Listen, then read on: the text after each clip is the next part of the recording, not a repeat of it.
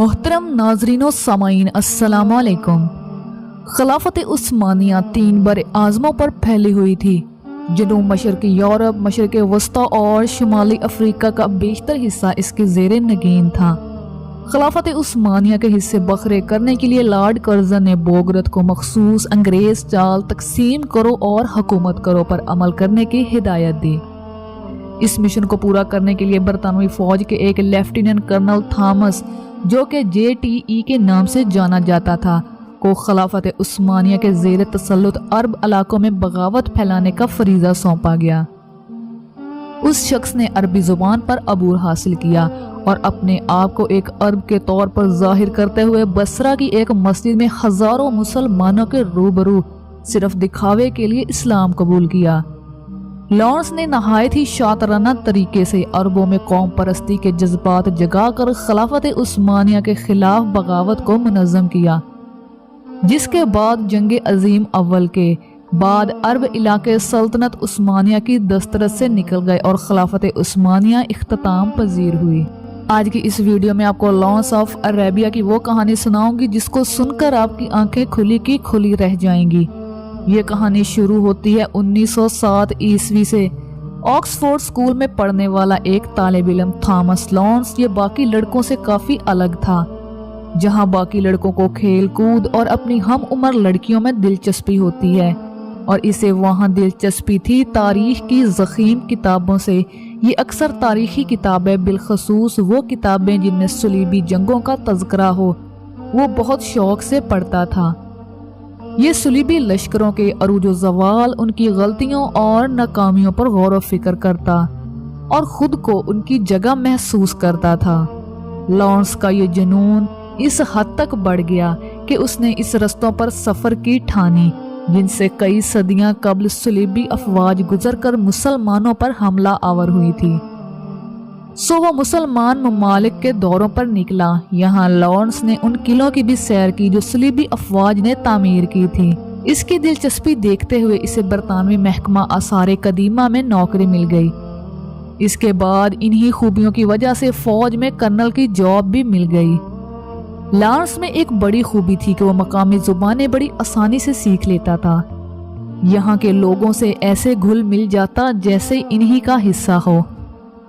اس دوران پہلی جنگ عظیم اول کا آغاز ہو چکا تھا، جس میں ایک طرف برطانیہ، روس اور فرانس جیسی طاقتیں تھیں اور دوسری جانب آسٹریا، جرمنی اور سلطنت عثمانیہ۔ لارنس چونکہ عرب علاقوں سے بخوبی واقف تھا، اس لیے برطانیہ نے جنگی نقشے بنانے کے کام میں اس کی خدمت حاصل کی۔ انگریزوں کو اندازہ تھا کہ سلطنت عثمانیہ کمزور ضرور ہے، لیکن اس کی کمزوری میں بھی وہ عثمانیوں سے مقابلے کی طاقت نہیں رکھتے، جس کا ثبوت خلیل پاشا نے دریائے دجلہ کے کنارے انگریزوں کو ایک عبرتناک شکست دے کر پیش کیا۔ اب یہ نقشے بنانے والا نوجوان لڑکا لارنس، جو کسی صورت ایک فوجی نہ لگتا تھا، جس کا قد 5.25 فٹ اور جسامت بہت ہی کمزور تھی، یکا یک اس جنگ میں شامل ہوا اور اس جنگ کی بازی ہی پلٹ کے رکھ دی۔ اس نے صلیبیوں اور مسلمانوں کے قدیم مورچوں کا بہت گہرائی سے مطالعہ کر رکھا تھا۔ وہ مسلمانوں کی طاقت اور کمزوریوں سے بخوبی واقف تھا۔ وہ جانتا تھا کہ جب تک مسلمانوں میں جذبہ جہاد موجود ہے، ہم ان کا کچھ نہیں بگاڑ سکتے۔ اس مسئلے کا حل لارنس نے یہ نکالا کہ مسلمانوں کو آپس میں لڑوا دیا جائے تاکہ جذبہ جہاد، تعصب، قوم پرستی جیسی برائیوں میں دب کے رہ جائے۔ ملک عرب پچھلے 500 سالوں سے ترکوں کے زیر نگین تھا۔ لارنس کی حکمت عملی یہ تھی کہ عربوں کو ترکوں کے خلاف کر کے سلطنت عثمانیہ کو مشرق میں ہی دبوچ لیا جائے اور اسے یورپ کے معاملات میں در اندازی کا موقع ہی نہ مل سکے۔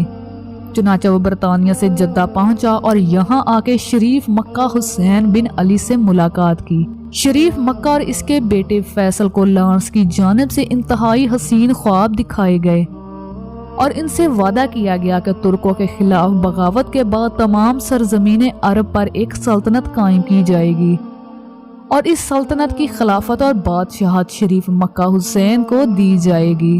لارنس عرب قبائل کو متحد کرنے کے لیے خوب دولت نچھاور کرتا۔ جہاں دولت سے بات نہ بنتی، وہاں اس کے ساتھ نہایت حسین و جمیل جاسوس عورتیں ہوا کرتی تھی۔ جن کا استعمال وہ اپنے مقابل کو راغب کرنے کے لیے بخوبی کیا کرتا تھا، لیکن زیادہ تر عرب صرف اپنی آزادی کی خاطر اس بغاوت میں شامل ہوئے۔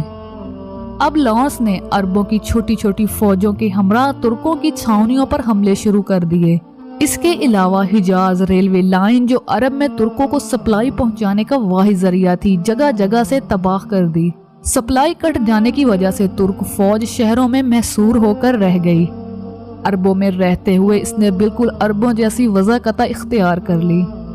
یہ عربی لباس پہنا کرتا، ان کے ساتھ نمازیں بھی پڑھا کرتا، اور اس کو چھوٹی چھوٹی قرآنی آیات بھی زبانی یاد تھی، جسے بطور حوالہ اکثر جگہوں پر استعمال کرتا تھا۔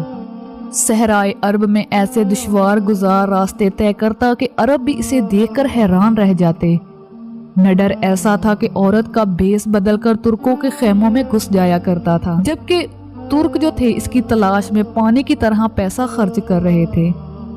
چھوٹی موٹی کامیابیاں سمیٹتے ہوئے اب لارنس نے عقبہ نامی چھاؤنی پر قبضہ کی پلاننگ کی، جو دفاعی نقطہ نظر سے بہت ہی اہمیت کی حامل تھی۔ لارنس اس پر سامنے سے حملہ آور ہونے کی بجائے اپنی چھوٹی سی فوج کے ہمراہ ایک پرخطر صحرا میں سفر کرتا ہوا پیچھے سے حملہ آور ہوا، اور بڑی جدوجہد کے بعد عقبہ فتح کر لیا گیا۔ ترکوں اور اتحادی فوج کے لیے یہ بات نہایت ہی حیرت ناک تھی کہ عقبہ جیسی مضبوط چھاؤنی 1400 عربوں نے کیسے فتح کر لی۔ لارنس نے اس پر بس نہ کی، بلکہ وہ مختلف چھوٹی بستیوں اور قصبوں پر یلغار کرتا رہا۔ پہلے ڈیرہ اور پھر دمشق تک جا پہنچا۔ دمشق پر بھی بغیر کسی بیرونی امداد کے عربوں کا قبضہ ہو گیا۔ برطانوی فوج نے سلطنت عثمانیہ کو اتنا نقصان نہیں پہنچایا تھا جتنا اس 5 فٹ اور 4 انچ کے انگریز لارنس نے پہنچایا تھا۔ اب وقت آتا ہے وعدے وفا کرنے کا، جو لارنس کی جانب سے عربوں سے کیے گئے تھے، جن میں ایک وسیع و عریض عرب ریاست کا قیام تھا، مگر عربوں کو ریگستانی علاقے کے علاوہ کچھ نہ مل سکا۔ مستحکم مسلم ریاست کی جگہ مسلمان کئی چھوٹے چھوٹے ٹکڑوں میں بٹ گئے اور آج تک بٹے ہوئے ہیں۔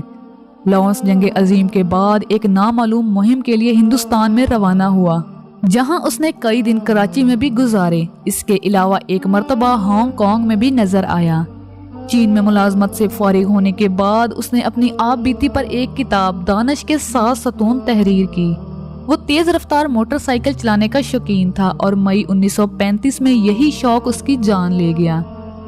600 سال سے قائم سلطنت عثمانیہ، جس نے کئی عروج اور زوال دیکھے، کئی بڑی بڑی فوجیں آئیں اور اس سے ٹکرائیں، لیکن مسلمانوں کی یہ عظیم سلطنت اپنی جگہ بدستور قائم رہی۔ اس شکست دی تو اس کے اندر سے اٹھنے والی بغاوت نے، جس کا سربراہ ایسا شخص تھا جو بظاہر تو عربوں کا ہمدرد تھا، مگر اندر سے ایک صلیبی تھا جو اپنے آباء و اجداد کی شکست کا بدلہ چکانے آیا تھا۔